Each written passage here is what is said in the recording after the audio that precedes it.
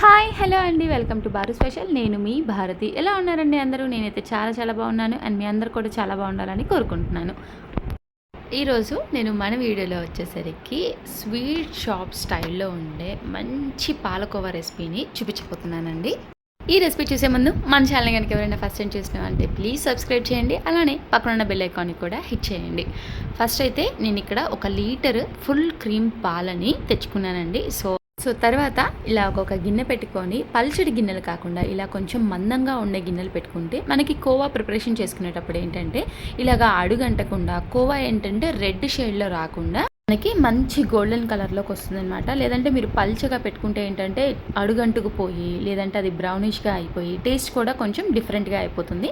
So దానికోసం ఎప్పుడైనా మనం ఏ స్వీట్స్ ప్రిపరేషన్ చేసుకునేటప్పుడైనా, మెయిన్గా పాలకోవా చేసుకునేటప్పుడు ఏంటంటే ఇలాగా కొంచెం మందపు గిన్నెలు కనుక పెట్టుకుంటే కోవా అనేది ఈజీగా చేసేసుకోవచ్చు.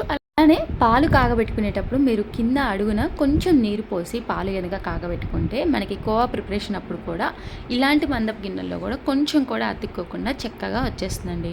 సో మెయిన్గా అయితే ఇలాగా పాలను ఒకసారి కాగబెట్టుకున్న తర్వాత ఈ కన్సిస్టెన్సీ వచ్చే వరకు మనం చక్కగా ఇలాగా తిప్పుకుంటూ ఉండాలండి. సో ఇదైతే చాలా ప్రాసెస్ పడుతుంది కాబట్టి నేను డైరెక్ట్గా పాలు పొంగేది చూపించాను అండ్ నెక్స్ట్ వెంటనే ఇది చూపించేసాను అనమాట. మనకి మీడియం ఫ్లేమ్లో పెట్టేసుకొని చక్కగా ఇలా తిప్పుతూ ఉంటే మనకి ఈ కన్సిస్టెన్సీలో కోవా అనేది వస్తుందండి. అండ్ నేను 1 లీటర్ పాలకి ఇలాగా ఒక ½ కప్పు షుగర్ని యాడ్ చేసేసుకొని చక్కగా మెల్ట్ చేసేసుకున్నా అండి.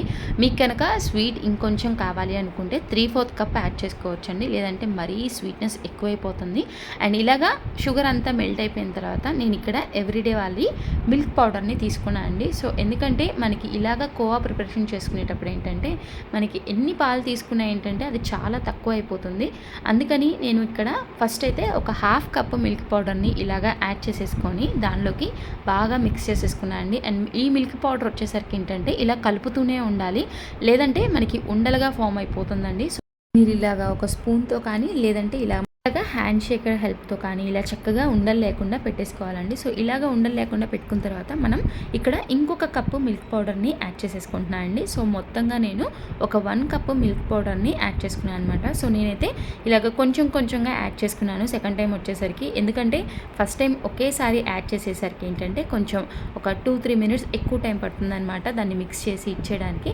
సో చక్కగా ఇలాగా ఉండలు లేకుండా పెట్టుకున్న తర్వాత మనకి ఈ కన్సిస్టెన్సీ అనేది ఇంకొంచెం థిక్గా రావాలండి. మీకు బాగా గట్టిగా రావాలి అంటే కనుక కోవా ప్రిపేర్ చేసుకునేటప్పుడే మీరు ఇంకొంచెం గట్టిగా కూడా తీసేసుకోవచ్చు, లేదంటే మీకు ఇలాగా కొంచెం ఇలా జారుగా ఉన్నప్పుడే మీరు మిల్క్ పౌడర్ని, షుగర్ని యాడ్ చేసేసుకొని ఇంకొద్దిగా సేపు గట్టిపడే వరకు కూడా మనకి వెయిట్ చేయాలండి. సో చూసారా ఇక్కడ కొంచెం గట్టి పడిపోయింది కదా. సో నేను ఈ కన్సిస్టెన్సీ వచ్చే వరకు కూడా చక్కగా కుక్ చేసుకున్నానండి. సో మనకి ఇలాగా కొంచెం గట్టి పడిన తర్వాత మీరు స్టవ్ ఆఫ్ చేసేసుకొని కొంచెం ఇది చల్లారనివ్వాలండి. సో మనకి ఇది కొంచెం చల్లారిపోయిన తర్వాత ఏంటంటే మనం ఇప్పుడు దీనిలోకి కొంచెం డ్రై ఫ్రూట్స్ పౌడర్ని యాడ్ చేసేసుకుంటున్నానండి. అండ్ ఈ డ్రై ఫ్రూట్స్ పౌడర్ వచ్చేసరికి బాదం, జీడిపప్పు అండ్ అలానే కొంచెం పిస్తా అండ్ అలానే పంకిన్ సీడ్స్ మనకి ఇంట్లో ఏవి అవైలబుల్గా ఉంటే సో అవి ఇలాగా జస్ట్ ఒక స్పూను యాడ్ చేసేసుకున్నానండి. ఎందుకంటే కొంచెం ఫ్లేవర్ అనేది లైట్గా కొంచెం బాగుంటుంది అని చెప్పేసి, మీరు మరీ పౌడర్లా కాకుండా అక్కడక్కడ కొంచెం పలుకుల్లా తగిలేలా ఉన్నా కూడా బాగానే ఉంటుంది.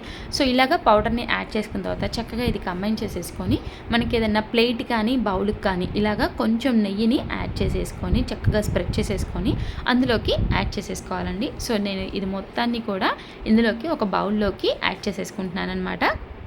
సో ఇలాగా బౌల్లోకి యాడ్ చేసుకున్న తర్వాత మనం ఇది కొంచెం చల్లారే వరకు వెయిట్ చేయాలండి. సో వెంటనే పీసెస్ కట్ చేసుకోవడానికి అయితే రాదు కాబట్టి ఇలాగా కొంచెం మనకి చేతికి ఆ కోవా అనేది అంటుకోకుండా ఉంటే సో మనకి బాగా ఇది గట్టిపడిపోయినట్టు అనమాట. సో ఇలాగా ఒక నైఫ్ హెల్ప్తో ఇలాగ సైడ్స్ అన్నీ కూడా ఒకసారి అలా ఓపెన్గా చేసేస్తే చక్కగా ఇలా ప్లేట్లోకి చూసారండి ఎంత బాగా వచ్చిందో. సో ఇలాగా మీకు కావాల్సిన షేప్స్లోకి కట్ చేసేసుకొని తింటే అసలు ఎంత టేస్టీగా ఉందండి. అండ్ నేనైతే బేసికల్లీ స్వీట్ లవర్నండి అండ్ మా పిల్లలు కూడా అనమాట. సో వాళ్ళైతే ఇంక అస్సలు వెయిట్ చేయలేకపోతున్నారు అండ్ నేను కూడా అనమాట. సో నేనైతే ఇలాగ కట్ చేయగానే టేస్ట్ చేసేసాను, అంత చాలా బాగుందండి. నేను చేసుకున్నా అని కాదు, సో మీరు కూడా ట్రై చేశారంటే మీకు కూడా చక్కగా చాలా బాగా నచ్చుతుందండి. అండ్ మీకు కనుక ఈ రెసిపీ నచ్చితే ఒక్కటంటే ప్లీజ్ ఒక్క లైక్ చేయండి. అలానే మన ఛానల్ కనుక ఎవరైనా ఫస్ట్ టైం చూసినామంటే ప్లీజ్ సబ్స్క్రైబ్ చేసి మీ ఫ్రెండ్స్ అండ్ రిలేటివ్స్కి కూడా తప్పకుండా షేర్ చేయండి. Thank you for watching. Signing off మీ భారతి.